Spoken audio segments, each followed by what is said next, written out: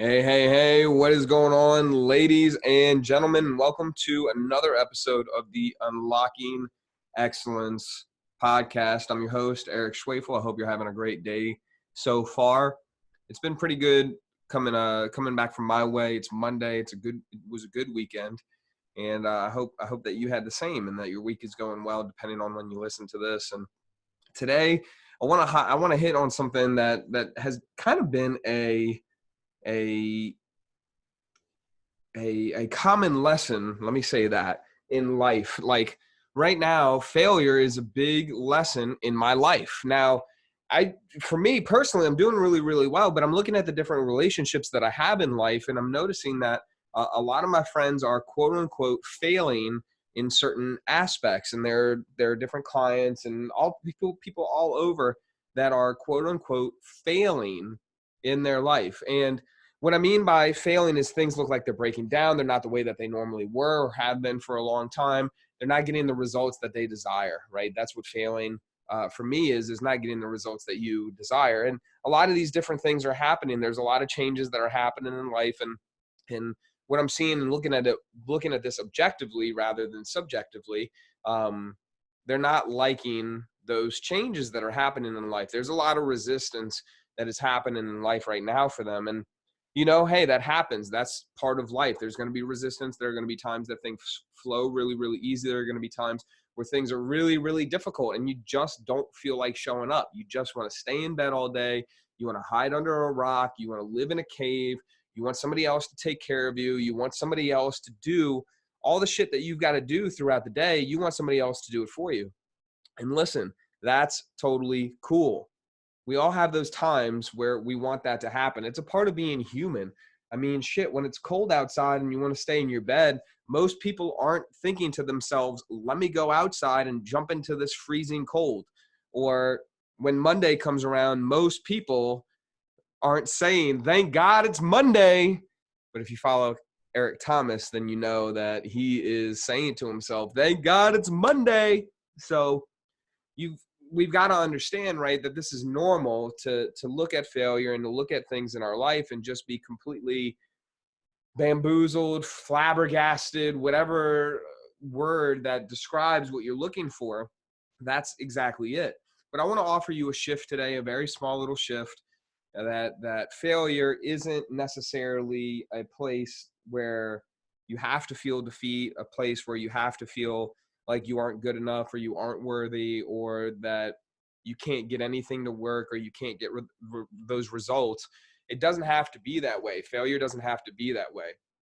I don't remember where I heard it from, but failure is feedback. We can look at it as failure is feedback, right? And isn't that such a nice thing to think about when we get back to it? Failure is just a result, and that is it. So let me tell you a quick little story. You probably already know it. Thomas Edison was interviewed for the incandescent light bulb. Now, I don't know if you know this, but Thomas Edison didn't invent the light bulb. He just invented a light bulb that could be mass produced and it was cheaper, the incandescent light bulb. I believe, right? You can fact check me on that.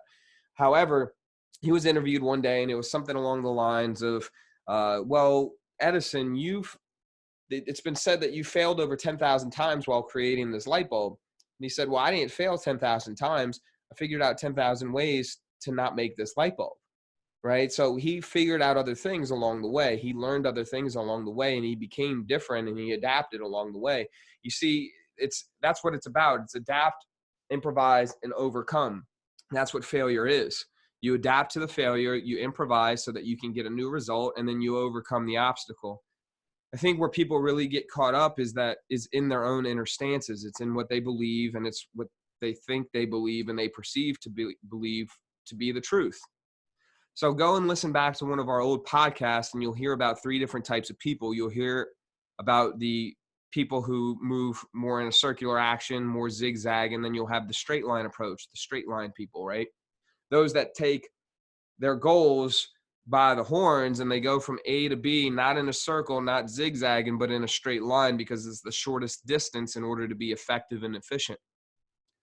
Well, here's the cool thing that goes along with that, I think, is that failure is feedback. And what circle people end up doing when they get failure is they go right back to the beginning. They look at all their plans, they look at everything that they need to, but they don't change anything. They don't change anything. They stick with the same inner stance, and they will try possibly the same thing over and over and over. Do you know what the definition of trying something over and over and expecting a different result is? It's insanity. Ooh. So with that being said, what I think the cool thing is that for those that receive failure as feedback, they can adapt, improvise, and overcome and receive a different result shortly after they realize that they failed. Whereas zigzag people, right, we just talked about the circles, zigzags, they might be able to change a little bit, but then they go back into those old patterns and those old habits, and they get the same result. Or maybe it shifts just a little bit differently because they have that ambition, but they end up falling back, right? It's kind of like what's said in the Bible is there's a parable that Jesus said about there's 3 different types of people, 3 different types of seeds. There are the seeds that fall among the dirt and the rock, the gravel, and they aren't allowed to catch. There are those that fall into the dirt, into the soil, but they are grown up with weeds and they're choked. And then there are those that fall in good soil, right? And they are able to grow and to be plentiful and abundant. The circle person is the one that falls in the gravel and doesn't even get to bear fruit. The second is the person who was thrown among the weeds, and as they come up, they get choked up by their old habits and things that are in their life. And then the third person, of course, is the one that was thrown on the good soil, the straight line leader who's able to go forward. So why is failure feedback, and what type of inner stance do we need to have in order to really move forward with that? Failure is not the end all be all. I think that's the important thing to remember. Defeat isn't the end all be all unless you choose it to be. Defeat isn't the end all be all unless you choose it to be. That's a big thing right there. That's a big thing to end up saying to people, to hear to people, and to believe. We've been conditioned to see that failure is a stopping point. It's not necessarily a starting point, but failure is a starting point. It's a place to start over, to begin anew, to start fresh, to forget about the past, and to move forward, right? We're more experienced, we're more learned individuals after we fail, because now we know what doesn't work. You see, we live in a universe, in a realm of duality. There, if we look at good, there has to be bad. If we look at black, there has to be white. If we look at dark, there has to be light. And the reason for that is because we work in a universe of contrast. We work in a universe of opposites and opposition. So what's so important about that, is once something ends, another thing begins. So when the trial run ends with the undesired result, aka failure, then it's time to reevaluate, start a new experiment, and determine if that hypothesis, the question that you ask, will be able to be answered by the changes that you make. And then are you able to repeat that experiment to get the results necessary? So failure is just feedback. It's an opportunity to adapt, I can't even remember now. Adapt, improvise, and overcome. It's an opportunity to do that. You get to do that. Another thing that comes to mind is having the inner stance and having the mindset of being growth oriented. When we fail, or when we are afraid to fail, we're coming from a place of scarcity. We're coming a place from within us where we're thinking to ourselves, I don't know if I can do this. I've got to play. I've got to play so that I don't lose. Does that make sense? I'm playing the game so that I don't lose. So that means you're not giving it your all. It means you're doing everything that you possibly can in order to not have failure. Does that make sense? You're not doing everything that you can in order to win. You're doing everything that you can to not lose. Okay? So what's the difference there? There's a difference between trying to score a goal and preventing the other person from scoring the goal. There's a completely different set of actions. There's a completely different mindset. There's a completely separate perspective, perception, viewpoint in this. Think about soccer, right? A goalie. A goalie's one job is to prevent the other team from getting the ball. Younger kids stay on the line. In adult soccer, in adult football, goalies have a box and they can't step outside that box. If they step outside the box, they can't use certain limbs anymore. They can't use their hands. They're a normal player, right? They have their feet on the ground and they're not allowed to use their hands. But within a certain realm, a goalie can do whatever the hell they want, but they're limited by the realm that they're in. And a goalie chooses to have this mindset. A goalie chooses to stay in the box. They choose to protect their net, their home, from being overrun by the other team. So the goalie never goes on the offensive. The goalie is always on the defensive, and the goalie prevents bad things from happening, meaning the goalie prevents the other team from winning the game, from scoring goals, from taking advantage, meaning of winning, right? It's kind of cool to think about it that way, because there's a lot of validity to the goalie choosing to stay there, choosing to prevent the bad things from happening and not going outside of the goalie box, aka the comfort zone. Now, here's what happens when the goalie goes outside of the box. As far as I know, right? I haven't watched soccer in a while, and it's been a while since I played. But as far as I know, when the goalie steps outside of the box, they become a normal player. They're not allowed to use their hands anymore. They have to just use their feet. And of course, the goal is open, right? It's unprotected now. It allows one more man to be on the field along with the rest of the group, so it gives an advantage. And the vision changes. It's no longer I'm trying to protect people from getting inside the goal. It's the entire team is working together to get the goal, to make their own goal. The mentality goes from I'm waiting for other people to come to me so that I can protect myself to I'm going to get those sons of bitches, and I'm going to make that goal. It goes from being a defensive mindset to an offensive meaning on the offense, not trying to hurt people's feelings. So it's the offensive mindset. They go on the offense. Now, when you go on offense, it's a completely different mentality as defense, right? You're not, quote unquote, worried what the other team is doing. You're doing your own thing. You are acting from the inside out, rather than waiting for the outside to act upon you. Does that make sense?